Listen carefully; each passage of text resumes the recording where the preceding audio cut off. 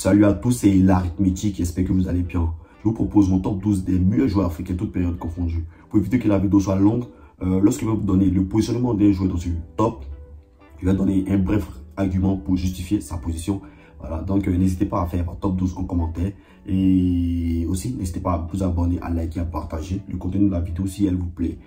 Ok, c'est parti. En 12e position, il place Mouakou Kanu qui a une carrière assez moyenne, même s'il fait partie des légendes du football africain. Sa carrière assez moyenne. En dehors d'Arsenal, franchement, il ne fait pas grand-chose. Mais néanmoins, il parvient à remporter, être vainqueur de 2 ballons d'or africains, celui de 96 et celui de 99. Il ne remporte pas la CAN, voilà, ce qui est terrible parce qu'il fait partie de cette grosse effectif du Nigeria de l'époque. Il ne remporte pas la CAN et pas de grands titres majeurs en club, même s'il a les championnats, il a des petits trucs, mais pas de Ligue des Champions. Voilà. Donc franchement, il trouve que la carrière est assez moyenne. En 11e position, il y a Pierre-Emerick Aubameyang, qui a plus de 250 buts en carrière, très talentueux, mais il n'a pas franchement un titre majeur. Il a un ballon d'or africain, celui de 2015, et franchement, je pense que Aubameyang peut faire mieux, en espérant qu'il fasse une bien fin de carrière, puisqu'il a arrêté avec la sélection gabonaise. Donc on espère qu'en club, il aura plus de chance, voilà, parce qu'il est passé au Barça, il n'a rien gagné.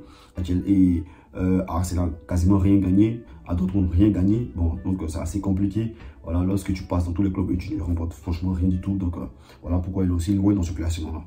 En 10e position, il est placé Kanouté. Il a plus de 215 buts en carrière. Il a 2 Ligues Europa, un ballon d'or africain. Donc là, Pierre-Emerick Aubameyang est plus talentueux que Kanouté, qui est rigide, qui n'est pas rapide et tout. Mais Kanouté a 2 Ligues Europa. Donc c'est que pour moi, le met en avance dans ce classement-là. Voilà, c'est tout quoi. En 9e position, je place El Hadji Diouf, qui était un joueur très talentueux, qui aurait pu avoir une grosse carrière s'il n'avait pas ses problèmes d'ego, ses problèmes de comportement, d'attitude et autres. Voilà, s'il était vraiment focus sur le football, il aurait pu avoir une grosse carrière. Mais néanmoins, dans ce classement des meilleurs joueurs africains, Diouf était un talent vraiment énorme qu'il ne faut pas négliger. Voilà pourquoi il le met aussi haut dans ce classement-là. Il a moins de 80 buts en carrière. Il a 2 ballons d'or africains, celui de 2001 et celui de 2002. Donc je pense que c'est assez fort. Voilà, même s'il n'a pas vraiment de titres majeurs et tout, mais je pense que la 9e place est méritée. En 8e position, je vais placer M. Roger Mila, cette légende du football africain qui a plus de 470 buts africains. 470 buts en carrière, pardon. Il a 2 CAN, celle de 84 et celle de 88. Il a 2 ballons d'or africains, celui de 67 et celui de 90. Franchement, M. Roger Mila, il a une carrière assez parfaite. Il aurait pu être mieux placé dans ce classement s'il avait été transféré dans des gros clubs en Europe. Mais à l'époque, c'était tellement difficile de jouer dans ces gros clubs-là. Donc, M. Roger Mila a voulu des clubs mineurs jusqu'à la fin de sa carrière. Mais il a été toujours performant partout où il est passé et très performant en Afrique. Donc, mais je pense que c'est ce bémol-là dans sa carrière, le fait de ne pas avoir joué pour une grosse écurie européenne, qui fait que pour moi, je le place à la 8e place. Et à la 7e place, peut-être, ça va choquer plus d'un, mais c'est Didier Okocha, qui a plus de 100 buts en carrière. Il n'a pas de ballon d'or africain. J'avoue que c'est en faisant cette vidéo que j'ai vu que M. Didier Okocha n'aurait pas de ballon d'or africain, ce qui est totalement incompréhensible. Voilà. C'est incroyable. M. Didier Okocha n'a aucun ballon d'or africain. Mais Dieu merci pour lui, il a pu remporter la CAN. Donc voilà pourquoi je le place aussi haut dans ce classement, à la 7e position. Parce qu'à un certain moment donné de sa carrière, il était aussi technique que Ronaldinho. Je pense que les deux se valaient même. Voilà. Donc franchement, c'est terrible de voir que un aussi grand joueur, quasiment l'un des plus gros talents africains, n'ait pas eu la carrière escomptée. Et franchement, c'est dommage. En 6e position, je place M. George Weah, qui n'a pas la Ligue des Champions, qui n'a pas la CAN. Il a un ballon d'or France Football et 2 ballons d'or africains. Le ballon d'or France Football, il a en 95, après une grosse saison, même s'il n'a pas véritablement des gros titres, il n'a pas la Ligue des Champions, ouais, c'est déjà énorme. Il a les différents championnats auxquels il a participé, mais la Ligue des Champions, c'est quelque chose, voilà. Surtout que pour un ballon d'or France Football, donc franchement, c'est assez dommage pour lui. Mais il a 2 ballons d'or africains, celui de 89, celui de 94. Bon, je pense que s'il avait gagné la CAN et d'autres titres majeurs, je pense qu'il serait bien mieux placé dans ce classement-là. Voilà pourquoi il est à la 6e position. En 5e position, peut-être ça va choquer plus d'un, mais je place Mo Salah, voilà, qui a plus de 290 buts en carrière. Il a une Ligue des Champions, 2 ballons d'or africains. Il n'a pas la CAN malheureusement pour lui. Il a été son meilleur classement au ballon d'or France Football, c'est 2 fois 3e. Voilà, il a été 2 fois 3e meilleur joueur du monde. Donc c'est vraiment important. Déjà être sur le podium, c'est très fort. Et il est très régulier, puisque déjà dans les 6 à 8 dernières années, il est quasiment dans le top 10 du ballon d'or France Football. Donc, ce qui montre sa régularité, qu'il est très performant. Et vu qu'il est encore jeune, je pense que Mo Salah a encore des choses à répondre. Il a encore une CAN à aller chercher. Et des titres à aller chercher pour vraiment monter dans ce classement et être vraiment un joueur important et qui compte dans le football africain. Donc, c'est tout ce que je peux lui souhaiter parce que jusqu'à là, maintenant, je pense que Mo Salah a une carrière assez complète en Afrique. Maintenant, en quatrième position, j'ai placé M. Didier Drogba, qui a plus de 350 buts en carrière. Il a une Ligue des Champions. Malheureusement, il n'a pas la CAN. Il a 2 ballons d'or africains. Et son meilleur classement au Ballon d'Or France Football, c'est la 4e place. Je pense que M. Didier Drogba a eu cet impact, cette influence dans le football mondial qui est vraiment énorme. Poser la question à tous les consultants, tous les connaisseurs du foot, ils savent que M. Didier Drogba a été vraiment influent dans le monde du football. Un gros joueur, un attaquant hors pair, dangereux dans la surface. Franchement, M. Didier Drogba était une légende du football africain, une légende du football mondial. Et c'est reconnu de tous. Malheureusement, sa carrière est incomplète parce qu'il n'a pas gagné la CAN et il pense que ça va, ce petit truc-là, il aura ce petit manque-là toute sa vie. Franchement, c'est vraiment dur pour lui. Il aurait mérité de remporter cette CAN avec l'équipe de Côte d'Ivoire en 2015. Franchement, c'est très malchanceux de sa part. Il aurait pu être bien mieux placé dans ce classement-là s'il avait eu la CAN parce que c'est quelque chose de vraiment important pour la carrière d'un grand footballeur africain. Et malheureusement, il ne l'a pas eu. Donc voilà pourquoi Didier Drogba est à la 4e place de ce top 12 des meilleurs joueurs africains, toutes périodes confondues.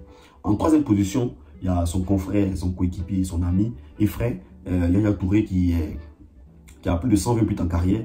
Il a une Ligue des Champions, il a 4 ballons d'or africains, celui de 2011, 2012, 2013, 2014, et il a gagné la CAN, où Drogba avait décidé de ne pas participer, ou beaucoup de raisons diverses, il n'a pas participé. Donc franchement, je pense que c'est là qui a marqué l'impact que Yaya Touré a eu sur l'effectif national ivoirien et son importance dans le football africain.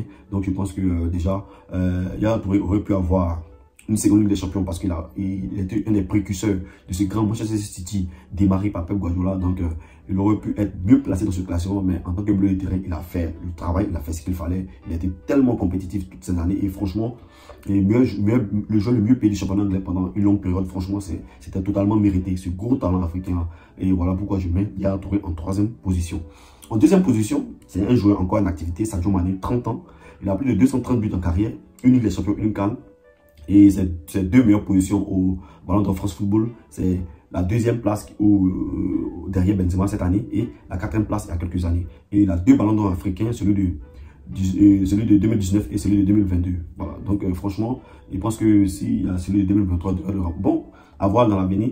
Je pense que Sadio Mané est sur le chemin d'être le meilleur joueur du monde, le meilleur joueur africain du monde, voilà, parce qu'il a encore la carrière devant lui. Il évolue maintenant au Bayern de Munich, qui est un club qui est tellement compétitif en Ligue des Champions, donc il peut aller chercher encore une autre Ligue des Champions et pourquoi pas faire quelque chose de vraiment crucial en Coupe du Monde. Je pense que le Sénégal en a les moyens, ils ont les joueurs, ils ont l'effectif pour.